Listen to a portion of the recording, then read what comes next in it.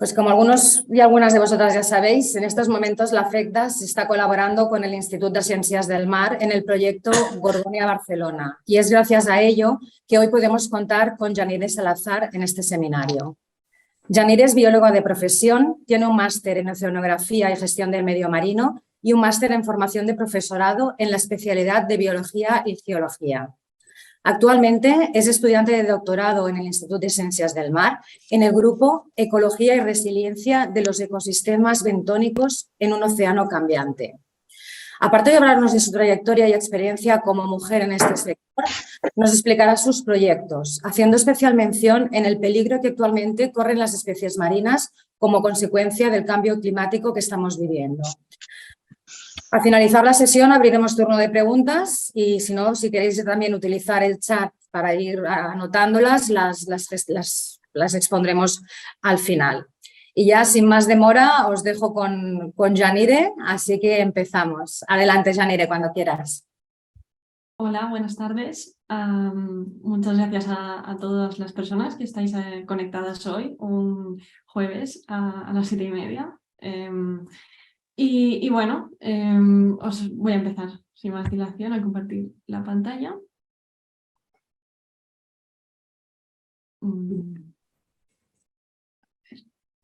Bueno, primero de todo, muchas gracias también a FECDAS por invitarme a participar en esta sesión y tener la oportunidad de explicaros un poquito pues, mi trayectoria. Me pidieron eso, centrar la charla más en la trayectoria, con la visión femenina y explicar un poquito de las tareas que hemos hecho en el centro. El tema, como han comentado, ¿no? Especies en riesgo en un océano cambiante, viene por el nombre también del grupo de investigación. Y bueno, me voy a centrar más, como es imposible no abarcar toda la biodiversidad, todas las problemáticas, me voy a centrar más en las gorgonias especialmente, que es mi grupo de estudio, pero no obstante van a aparecer muchas otras especies y también tenemos una parte de media hora, una media parte entera para que cualquier pregunta también que tengáis, como está también en el Comité de Cultura, creo que también puedo responderos. Entonces, bueno, empezando, dejo aquí mi correo por si alguien necesita o quiere hacer llegar alguna pregunta, algún comentario. La primera pregunta, para despertar un poco el gusanillo, es si conocemos realmente el mundo, ¿no? Y esta pregunta la lanzo porque seguramente en la escuela tradicionalmente si nos pedían dibujar el mundo, dibujamos esto de aquí, ¿no? Un globo terráqueo, seguramente Europa en el centro, ¿no? Pero realmente si le damos la vuelta nos encontramos que el océano Pacífico, ¿no? Y realmente ese mundo es principalmente azul. Entonces, esto es un hecho que tradicionalmente todo el conocimiento se nos ha explicado con una perspectiva terrestre, ¿no? Y dejando de lado toda esa perspectiva marina que nos puede explicar muchos de los fenómenos que también ocurren en tierra. Y bien, por poner un ejemplo, sobre el Océano Pacífico cabrían todos los continentes, ¿no? Para cambiar un poco, romper un poco el paradigma. Quería explicaros un poquito quién soy y esas ganas de estudiar el mar, esas ganas de trabajar en el mar me vienen desde muy pequeña. He tenido la suerte de crecer al lado del mar y además nací en el País Vasco y he crecido en el Mediterráneo, entonces he ido creciendo entre las dos cuencas tan diferentes y realmente se me despertaban siempre muchas curiosidades, muchas dudas y a pesar de que siempre he estado rodeada de gente que me ha incentivado mucho a conocer, a saber, me encontraba eso, ¿no? Que ese conocimiento estaba bastante limitado, ¿no? Que faltaba muchísima faena aún por conocer el mar, por descubrir nuevas cosas y porque todo ese conocimiento se impregnaba en la sociedad. Y eso es lo que ha definido un poco mi carrera, ¿no? Estudié, como han comentado, biología en la Autónoma de Barcelona y después hice el máster de oceanografía en la UB Y aparte, pues también, por ejemplo, gané una beca para trabajar en Plancton Divulgació i Serveis Ambientals, ¿no? Que hacíamos actividades interpretativas de snorkel. Y bueno, entre otras salidas, pues hemos hecho, en ambas carreras, hemos hecho buceos y snorkels. Y bueno, y después, poquito a poco, fui a dar con el grupo liderado por Josep Maria Gili y empecé a participar en proyectos relacionados con mi organismo de estudio, que son las gorgonias, ¿vale? Que os las voy a ir presentando. Y aparte hemos hecho colaboraciones con grupos, y como por ejemplo ahora, ¿no? Que estamos colaborando con FECDAS en el proyecto Gorgonia de Barcelona, que os explicaré. Bueno, he tenido también la suerte de trabajar con diferentes metodologías, tanto de laboratorio, de campo, de buceo, ¿no? Y ante todo siempre me he rodeado, he tenido mucha suerte con las personas con las que he trabajado, ¿no? Que considero compañeros, pero también amigos, ¿no? Y bueno, y aparte siempre he tenido también una vertiente que me ha interesado mucho, que es la parte del conocimiento, ¿no? Entonces, en el grupo en el Instituto de Ciencias del Mar tenemos un grupo de cultura, hacemos muchos talleres. Por ejemplo, de la derecha es un taller que hacemos de la Antártida, que es una gran desconocida. Si miráis en muchos mapas, directamente ni representan la Antártida, porque no es un país como tal, ¿no? Y ahí tenemos a veces esas visiones de ignorar la Antártida, a pesar de que es más grande que Europa, ¿no? Y que cumple un rol fundamental en el planeta y hay todo su hielo. Entonces, bueno, son partes de más faenas que hemos hecho. Y este es el grupo, bueno, que estoy con la directora adjunta de Cultura y el antiguo director, que también ahora está muy motivado en la parte de divulgación. Y bueno, en Plancton también pues he trabajado mucho en talleres.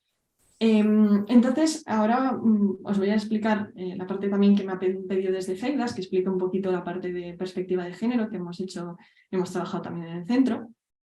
Recibimos en 2019 una invitación a participar en un proyecto liderado por sociólogos de la Universidad Tor Vergata de Roma, que trabajaba el marco de investigación e innovación responsable, o RRI. Este marco tiene 5 ejes: la igualdad de género, el acceso abierto, la ética, la participación ciudadana y la educación científica. Y nosotros en concreto en el Instituto de Ciencias del Mar, dentro de este proyecto, que ha durado hasta diciembre de 2022, hemos trabajado la igualdad de género, la educación científica y la participación ciudadana. Por hacer unas pinceladas, en la parte de educación científica, comentaros que en el centro, en el Instituto de Ciencias del Mar, donde trabajo, tenemos una amplia trayectoria trabajando con escuelas y con diferentes entidades ambientales, y que uno de los objetivos con este proyecto era crear una nueva plataforma que pusiera en contacto aquellas personas interesadas en incorporar la visión marina a sus escuelas o centros educativos, ¿no? Entonces, esta plataforma está por emergir pronto, haremos su pertinente rueda de prensa, lo anunciaremos en las redes sociales del instituto. Tendrá un apartado de recursos en los que también se pueden hacer llegar, si alguien tiene algún recurso, también lo puede hacer llegar por aquí.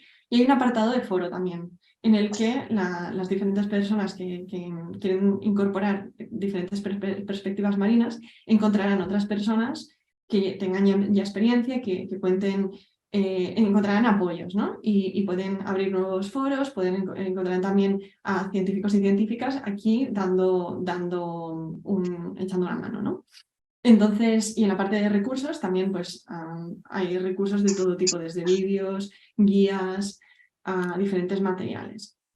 Y también tenemos un apartado de recibir un sello para ser una escuela marina, ¿vale? Un certificado para la escuela.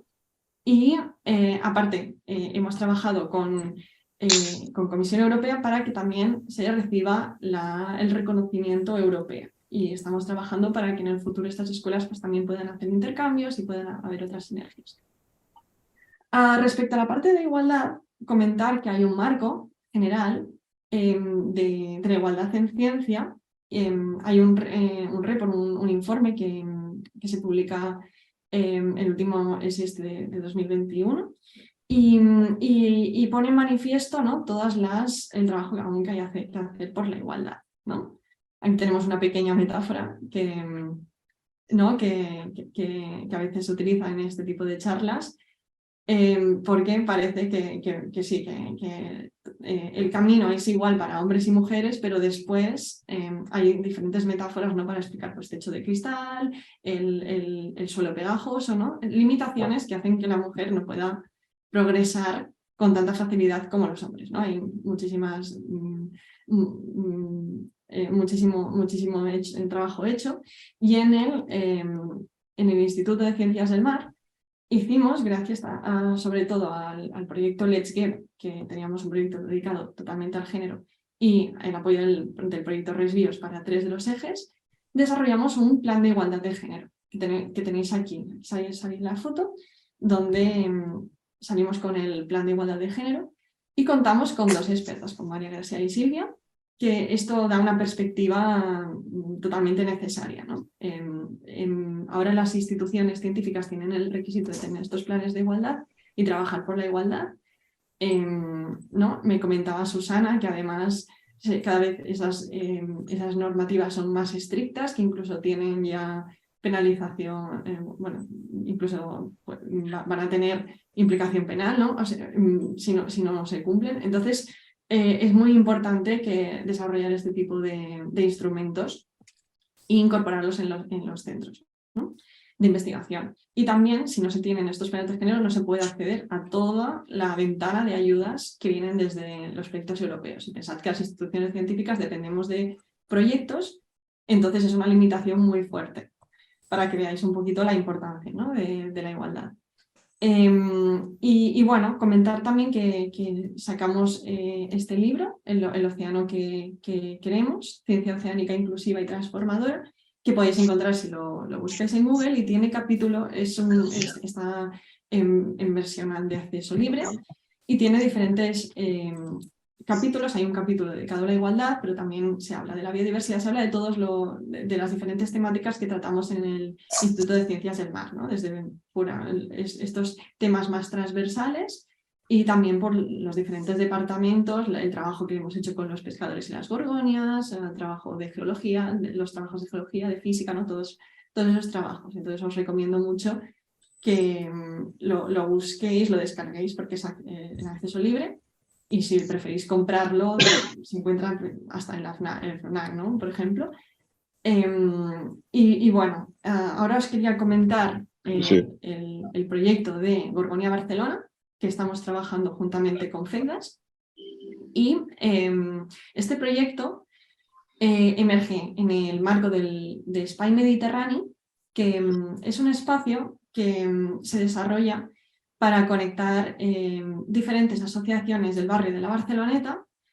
Bueno, y más allá, hay otras entidades que no son propiamente de la Barceloneta, ¿no?, pero que actúan en la Barceloneta.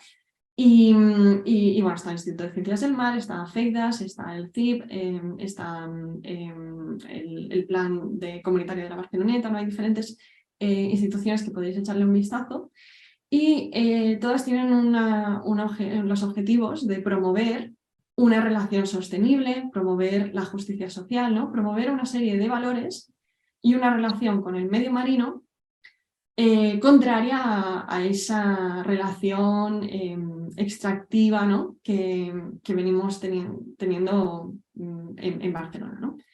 Y bueno, ha habido diferentes proyectos, está también Pla Clima, y el proyecto que os quería comentar hoy es el de Gorgonia Barcelona, ¿no? Este proyecto surge, espera, no sé si le puedo quitar el volumen, sí.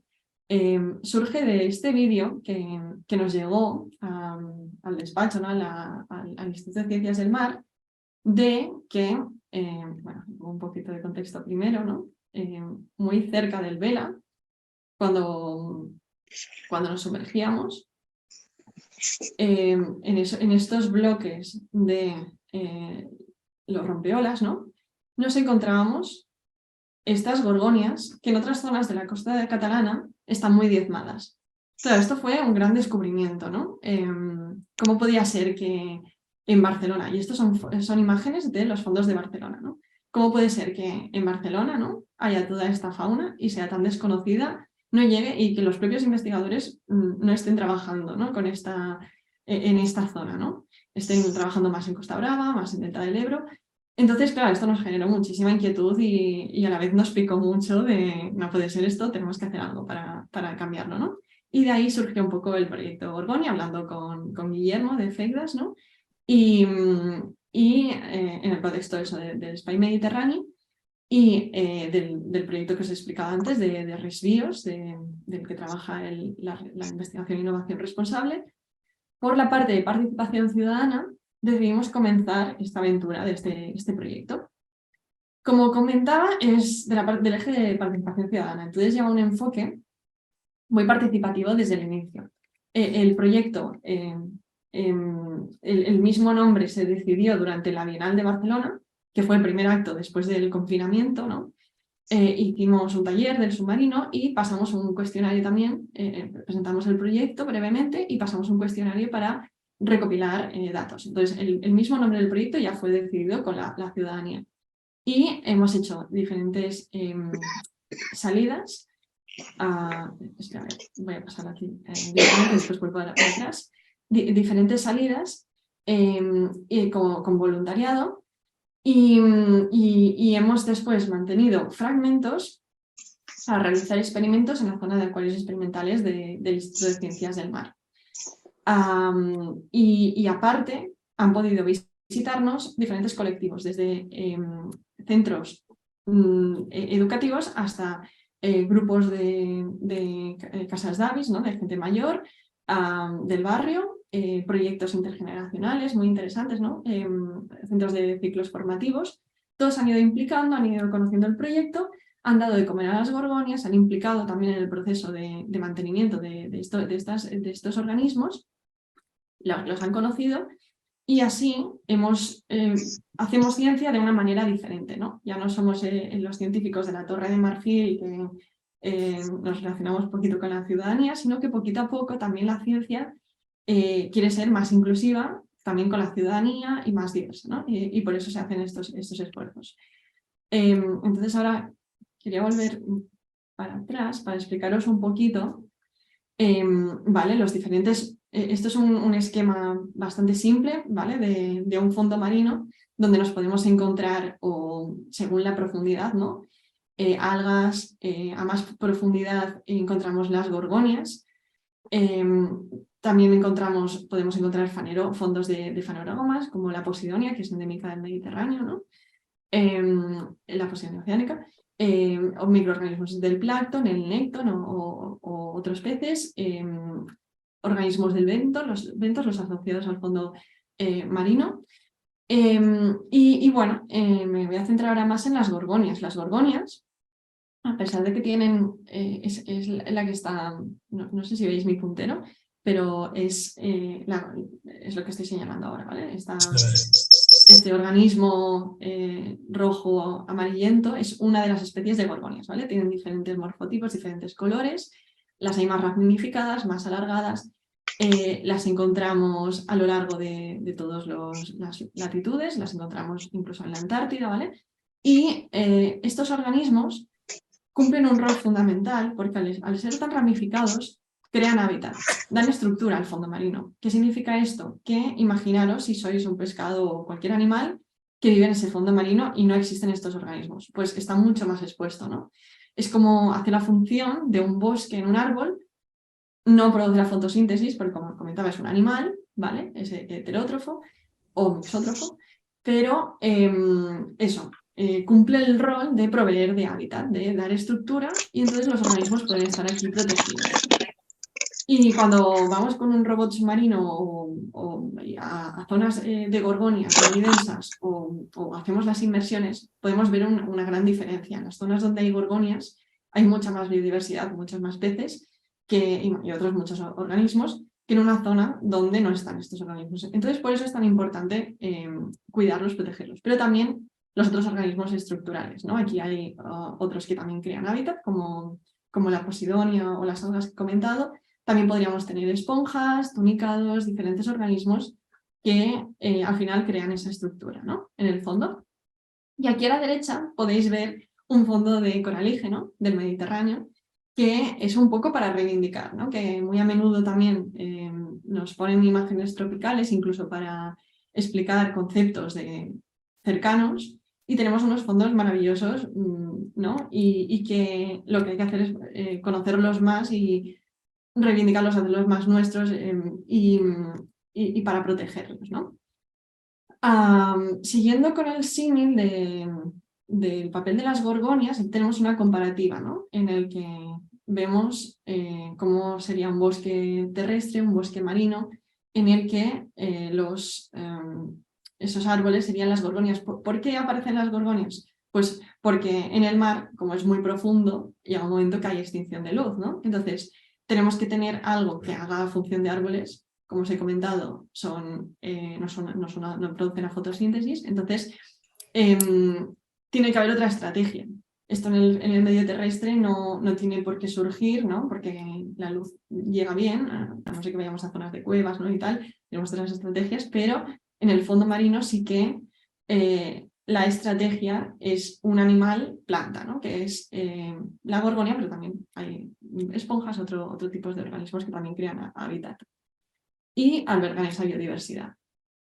Bien, comentar un poquito, ¿no? Siguiendo con el proyecto que os comentaba antes de las gorgonias, pues nos hemos centrado en el estudio de esta especie en concreto, que era la más abundante, Leptogorgia sarmentosa.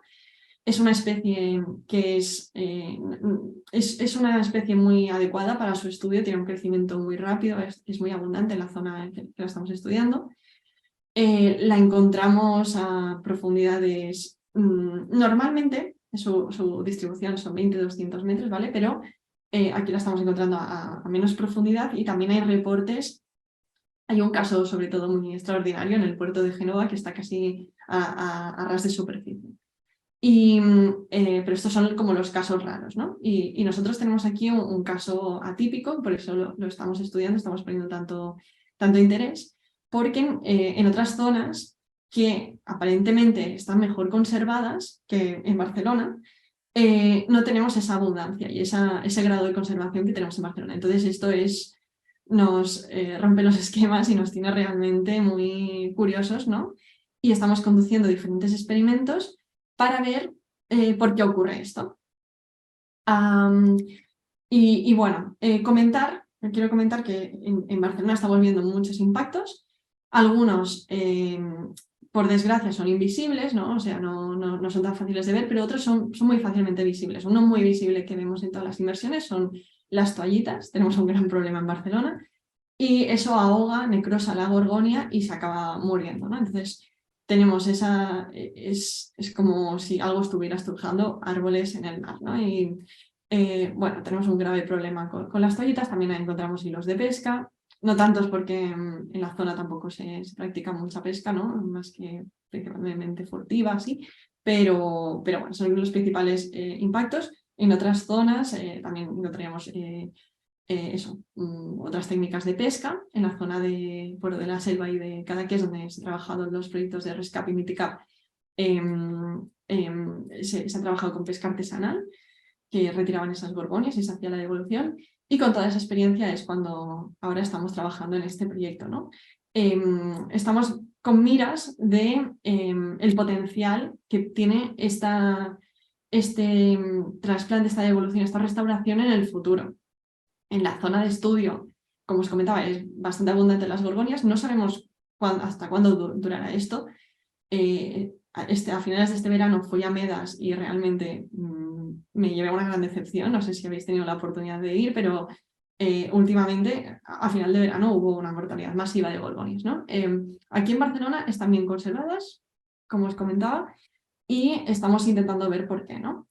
Hemos hecho diferentes experimentos, diferentes estudios. Hemos mirado el potencial reproductivo de esta especie. Aquí tenemos a Ángela, nuestra estudiante de máster, que estuvo mirando con diferentes bases también cómo saldría mejor la gorgonia.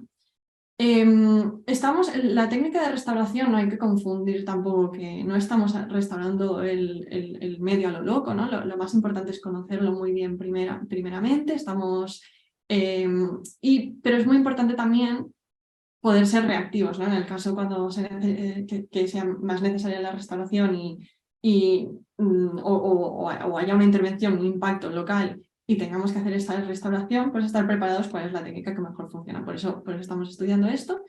También estamos estudiando el potencial reproductivo, abriendo la gorgonia en esas ramitas que veíamos, que era la gorgonia. Si nos acercamos mucho, veremos que están compuestas por como pequeñitas medusitas, que eso tiene estos organismos. Todo empieza, ¿no? Con una plánula, con una larva que se fija en el fondo marino y va creciendo toda esa ramificación con todas esas pequeñas medusas. Digo medusas porque es de la misma familia, pero no son medusas, son pólipos, ¿vale? Entonces, si abrimos esos pólipos, nos encontramos, en el caso de colonias hembras, ovocitos, en el caso de colonias macho, sacos espermáticos. Y estudiándolos, viendo la cantidad de estos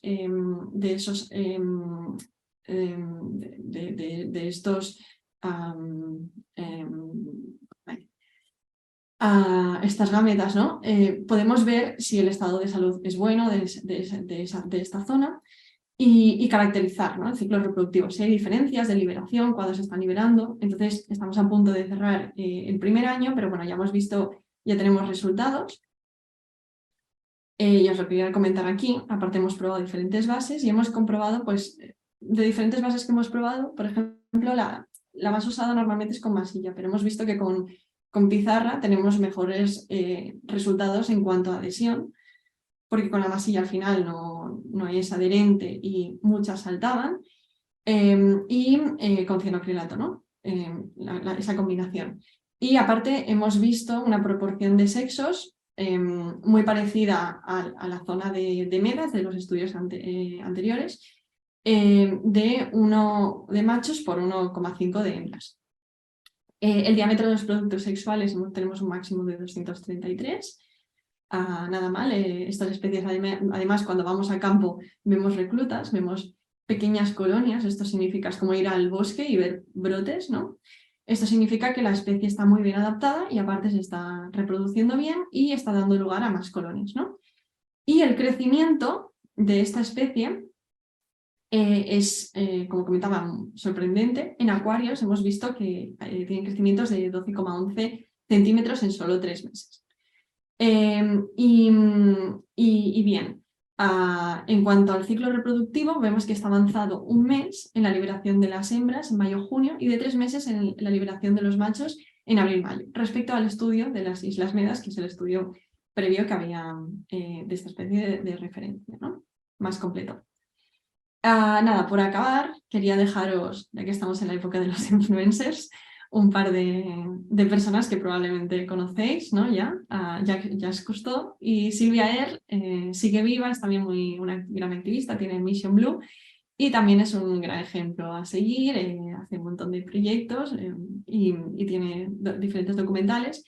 Y bueno, son solo dos, después encontraréis Blue Planet, por ejemplo, son unos documentales que son geniales, ¿no? La calidad es de lo mejorcito que se puede ver. Hay muchos documentales también dedicados a diferentes figuras de diferentes ámbitos, ¿no? También de natación, de apnea, ¿no? Entonces, bueno, pues ya para acabar, yo quería lanzar el último mensaje de que nos acerquemos más al mar, ¿no? Que nos atrevamos a ponernos las gafas, que son muy baratas, ¿no? Y tenemos el mar allí muy cerca y que cambiemos un poquito, ¿no? Esa dinámica de ir al mar, a la playa, ¿no? Y ponernos las gafas, sumergirnos y conocer para proteger esa biodiversidad, ¿no? Bien, me he centrado mucho en los impactos de las gorgonias, sobre todo, pero bueno, podemos hablar de muchos más impactos de otras especies, si queréis también ahora, en la media hora que falta, o no sé si tenéis dudas con...